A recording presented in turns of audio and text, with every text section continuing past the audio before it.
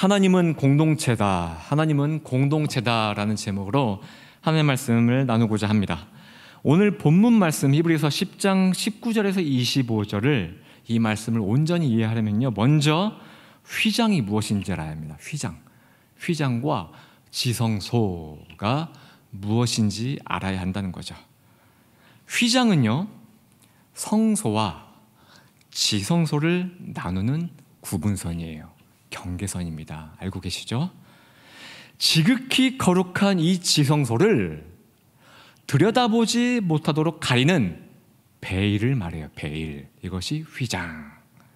죄인된 인간이 하나님 앞에서 어느 선까지 접근이 가능한지를 보여주는 한계선, 경계선, 이게 휘장입니다. 누구라도 함부로 출입을 하지 못하도록 가로막는 장벽, 이게 휘장입니다. 지성소를 함부로 들어갔다가는 하나님께 죽임을 당하죠. 따라서 휘장 너머는요, 호기심으로 들어가 볼 수 있는 것이 아니며 하나님을 만나겠다고 믿습니다 하고 밀치고 들어갈 수 있는 곳이 절대 아니라는 거예요. 자, 정리하면 출애굽 시대 때 이스라엘 백성들은 죄를 지으면 희생제물을 가지고 성막 뜰 안까지는 들어갈 수 있었습니다. 뜰 안까지. 여기까지예요. 더 이상 못 들어가요.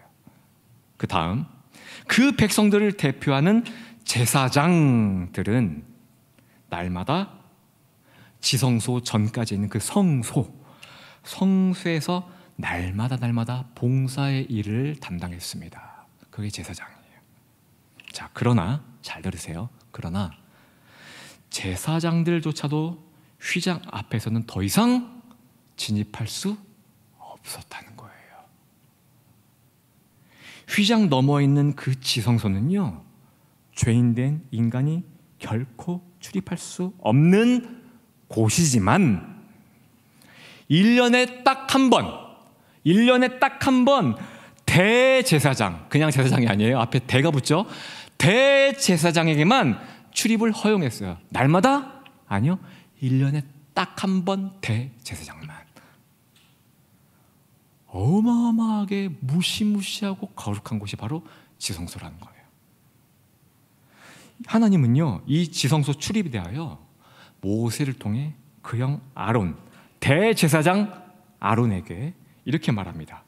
여호와께서 모세에게 이르시되, 모세야, 네 형 아론에게 이르라. 성소의 휘장 안, 지성소죠, 법궤 위 속죄소 앞에 아무 때나, 이 지성소 안에 아무 때나 들어오라고 하지 말아라. 그리하여 죽지 않도록 하라. 아무 때나 들어오면 죽는다는 거예요. 이는 내가 구름 가운데서 속죄소 위에 나타남이니라. 죽는 이유가 나왔죠. 우리 인간의 죄와 하나님의 거룩은 섞이지 않는다는 거예요. 섞이는 순간 그 죄는 소멸되고 맙니다. 하나님의 죄와 하나님의 거룩과 우리의 죄와 섞였을 때 하나님의 거룩이 소멸된다는 건 말이 안 되죠. 우리의 죄가 소멸되는 거예요. 다시 말해서 우리는 죽는다는 겁니다. 이게 지성소예요. 비슷한 예를 들어볼까요? 아담과 하와가 죄를 짓고 타락했습니다. 그들은 에덴 동산에서 추방당했어요. 하나님은 그들이 다시는 에덴 동산으로 들어오지 못하도록 어떻게 했죠? 하늘의 군대와 두루 그 에덴 동산을 두루 도는 불칼을 두어 경계선을 만들었습니다. 창세기 말씀에 기록되어 있죠? 지성소와 휘장이 이랬다는 겁니다. 창세기에서 시작된 인간의 죄, 이 죄로 인하여 하나님과 단절된 관계, 이것을요, 눈에 보여지는 실상으로 보여주는 것이 바로 오늘 본문에 나오는 휘장과 지성소라는 겁니다. 이해하시죠? 죄인인 우리의 죄를 용서해 주시고 또 만나 주시겠다고 은혜를 베푸신 것이 바로 모세 시대 때 등장했던 성막이에요. 그러나 그러나 이 성막은요, 굉장히 엄격하고도 거룩한 곳이었다는 겁니다. 특별히 그 휘장 너머에 있는 지성소는요, 아무나 들어갈 수 없는 곳이라고 말씀드렸습니다. 들어갔다가는 그 자리에서 즉사 죽임을 당했다는 겁니다. 왜냐? 우리의 죄와 하나님의 거룩은 결단코 섞일 수 없기 때문에요. 자, 이제 이 배경 지식을 가지고, 이 휘장과 지성소, 이 지식을 가지고 오늘 본문을 다시 한번 살펴볼까요? 그러므로 형제들아, 우리가 예수의 피를 힘입어 성소에 들어갈 담력을 얻었나니. 성소에 들어갈 담력을 얻었나니 무엇으로? 예수의 피를 힘입어. 아까 분명히 말씀드렸죠. 성소는 아무나 들어갈 수 없어요. 철저하게 하나님의 기준으로 구별되어 선택받은 제사장들만이 들어갈 수 있는 것이 성소라고 말씀드렸습니다. 그런데 이제는 그럴 필요가 없다고 해요. 왜? 예수의 피 때문에. 예수의 피 때문에. 우리 모두가, 저와 여러분 모두가 성소에 들어갈 자격을 얻었다는 겁니다. 여기서 끝이 아니에요.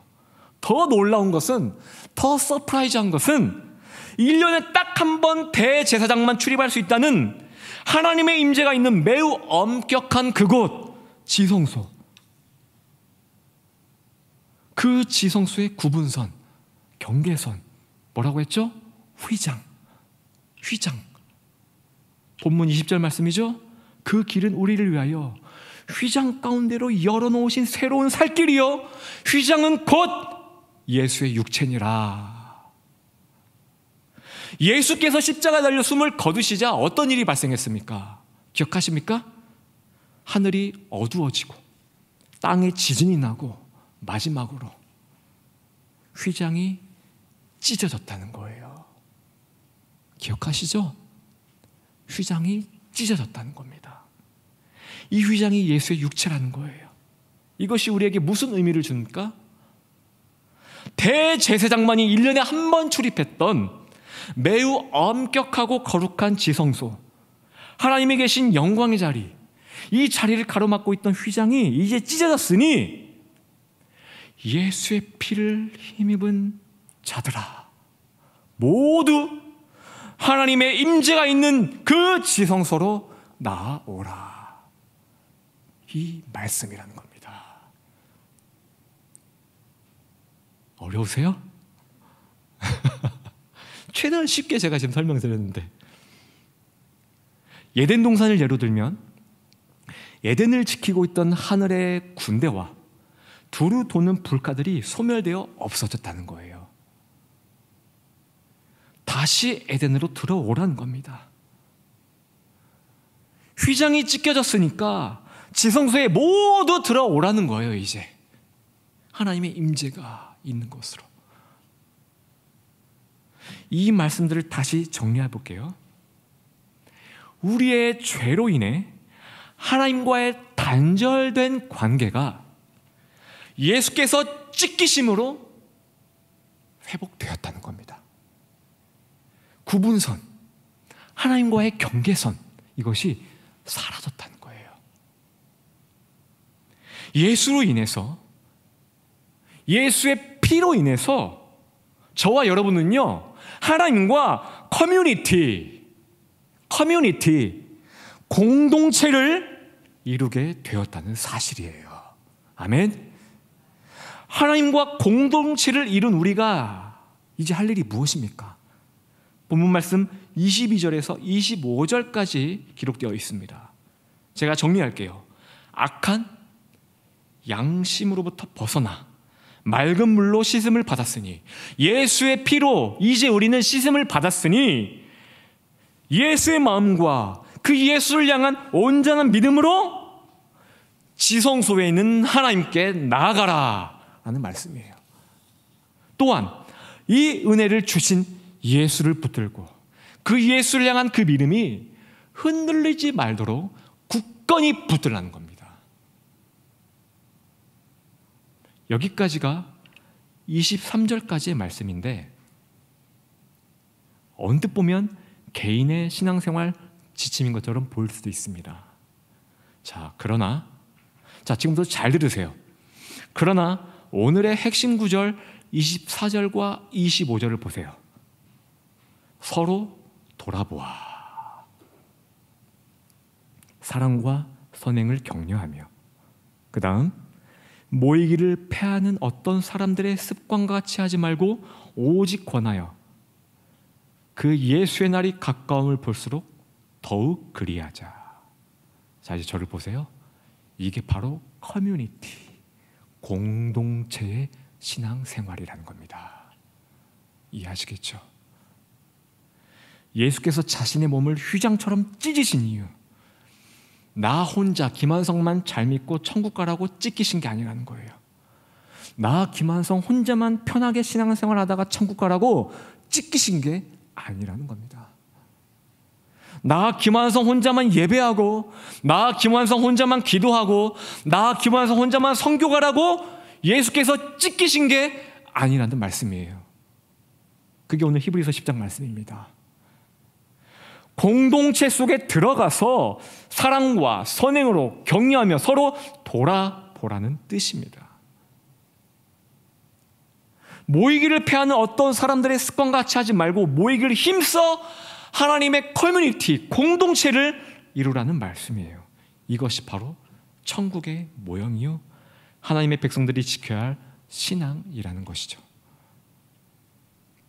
예수님은 바로 이것, 커뮤니티, 하나님의 공동체, 하나님의 나라를 회복시키기 위해 휘장처럼 찢기셨다는 겁니다. 아시겠죠? 천국의 모형이었던 구약의 성막은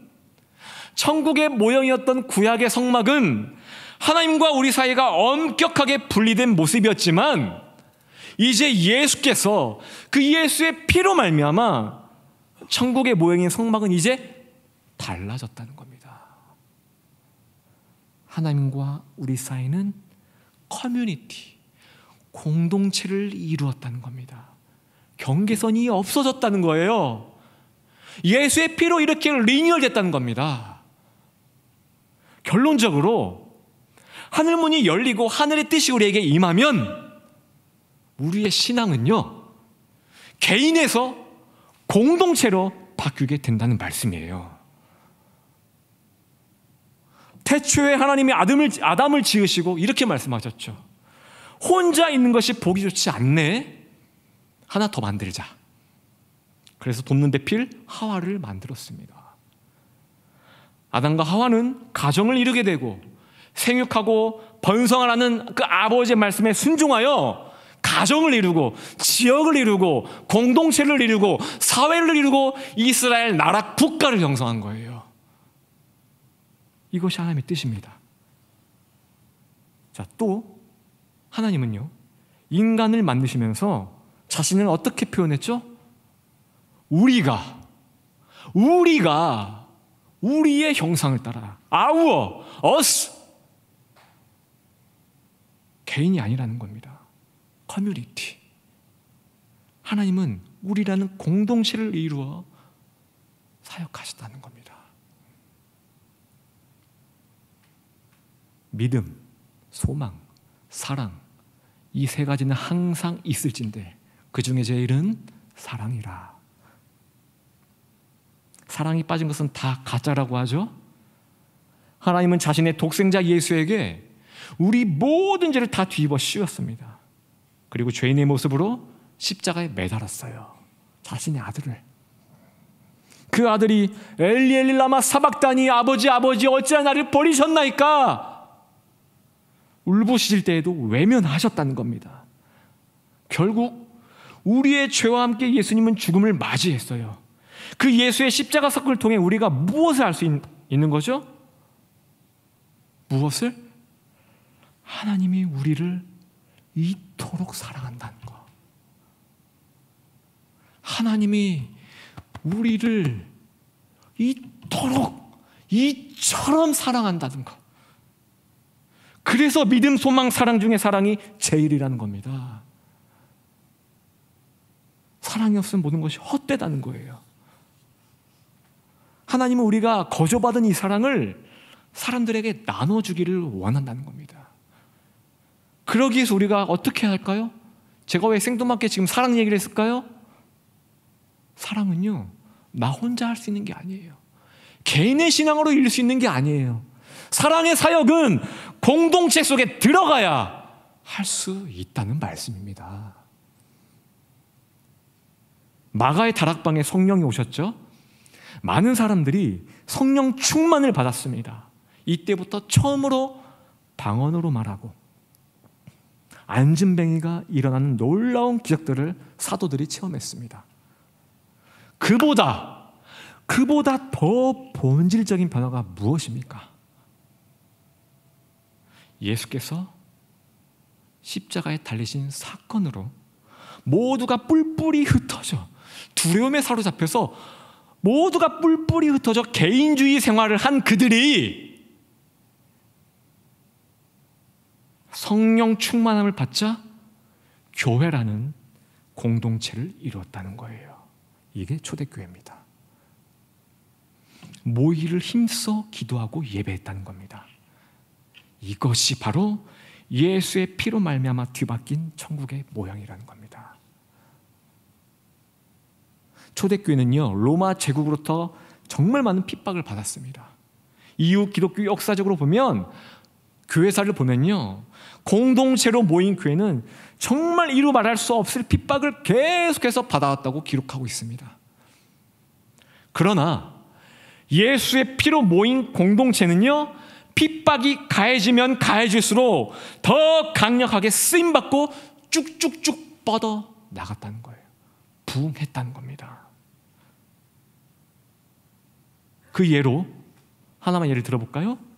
사울이 아직 혈기와 기세가 등등하여 교회를 잔멸하라고 할 때, 예수의 피로 공동체를 이룬 교회를 잔멸하려 한 사울을 예수님이 딱 가로막아요.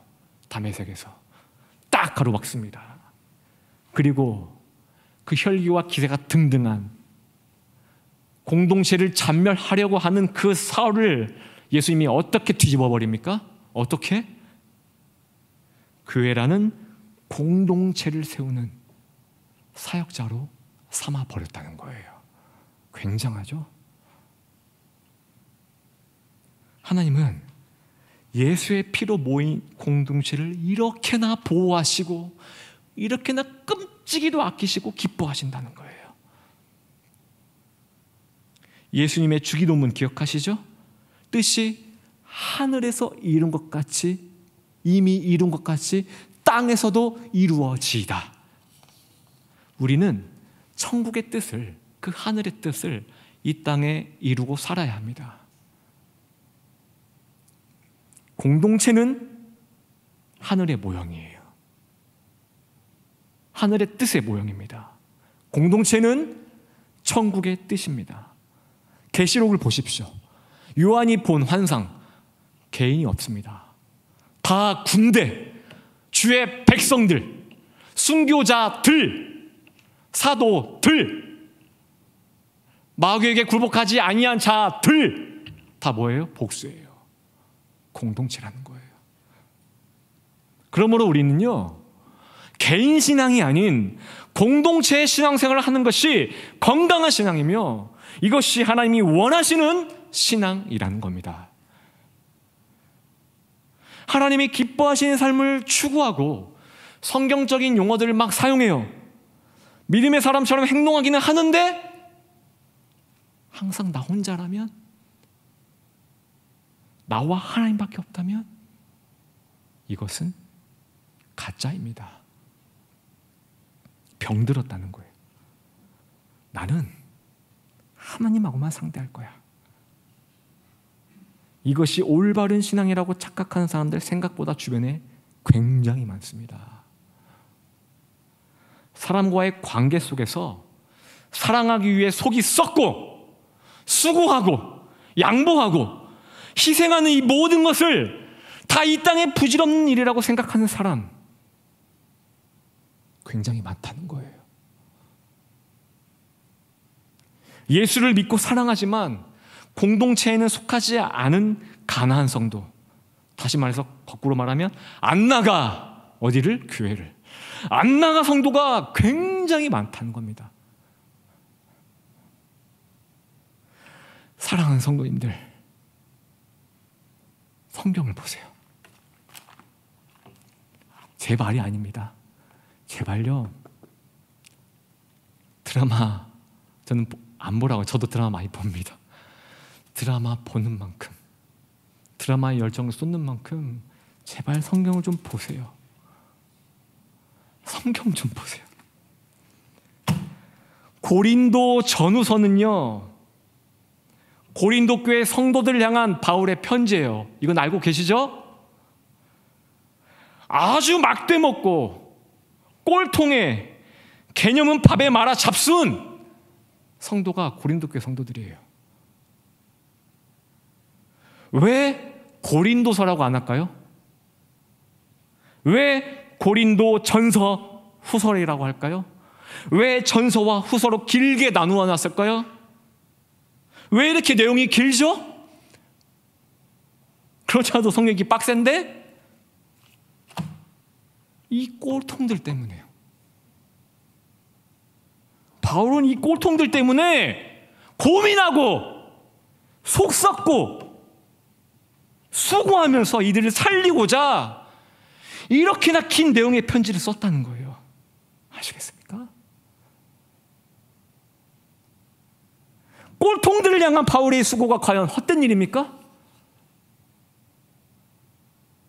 꼴통들을 향한 바울의 고민, 속썩임, 수고, 이것은 결국 하나님의 말씀이 되었습니다.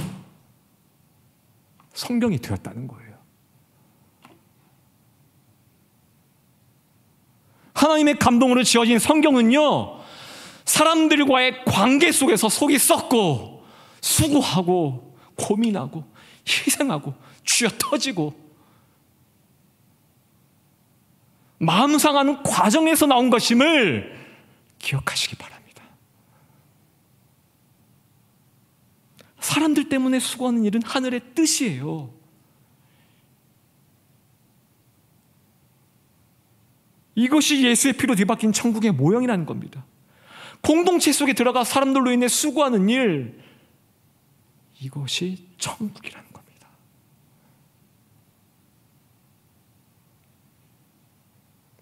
우리가 목회나 간사, 리더, 교사나 식당 봉사, 또 찬양 봉사를 하다 보면 이런 말을 많이 하고 또 많이 들어요. 어휴, 김한석 목사가 속썩이지 뭐 하나님이 속썩이냐? 아유, 내가 김한석 목사 때문에 시험 들지 뭐 하나님 때문에 시험 들어? 그렇죠. 많이 듣지 않아요? 우리가 공동체 속에서 수고하고 힘쓰는 것은 구체적으로 사람들 때문이라는 거예요. 그런데 말입니다, 만약 우리가 목회나 여러 봉사를 할 때 만약 1대1로 하나님하고만 상대한다면 수고하고 땀 흘릴 것이 뭐가 있을까요? 그것은요, 그냥 신선놀음이에요. 신선놀음. 이것이 바로 개인주의 신앙입니다. 이런 사람들이 특징이 있어요. 은사를 그렇게 좋아합니다. 계시받는 것을 그렇게 좋아해요.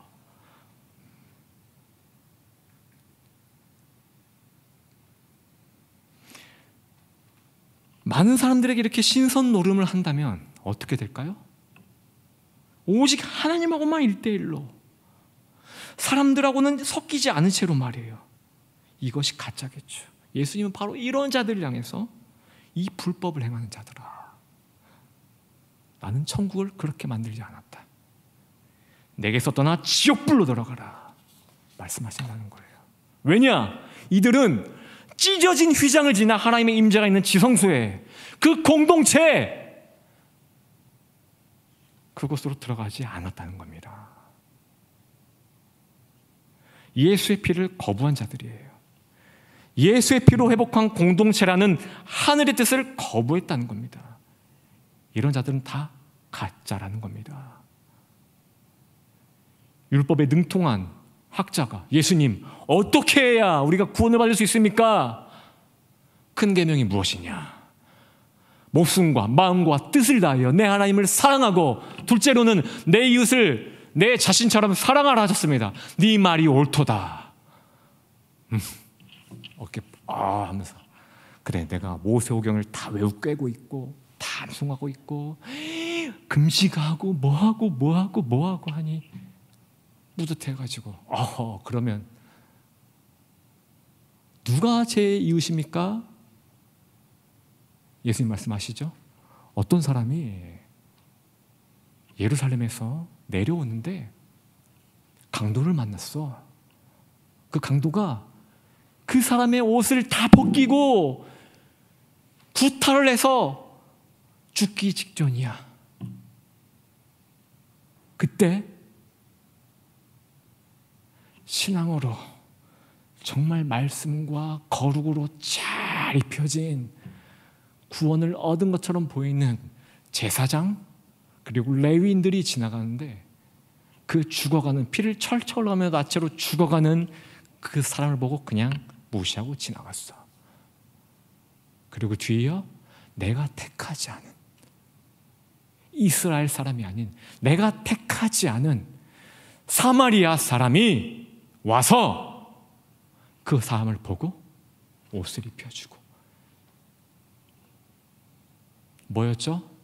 기름과 포도주로 상처를 싸매고 그가 가진 짐승에 태워서 주막에 가서, 여관에 가서 돈을 지불하고 보살폈대. 자, 얘야, 믿음이 있다고 지금 설쳐되는 율법 학자야.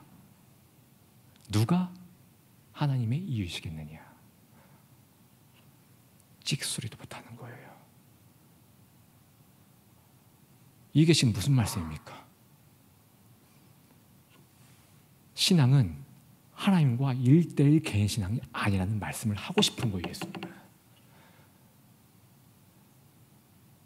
서두에 그랬죠. 네가 살고자 하느냐? 그러면 이웃에게 들어가라. 공동체 속에 들어가라. 사람들 가운데서 수고하고 애써라. 희생하라. 섬겨라.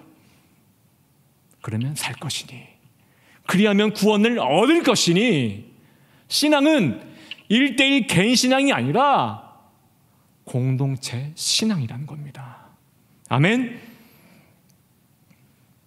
심판대 오른편에 선 의인들이 이렇게 말합니다. 주여, 우리가 언제 주께서 줄이신 것을 보고 음식을 대접하였으며 목마르신 것을 보고 마시게 하였습니까?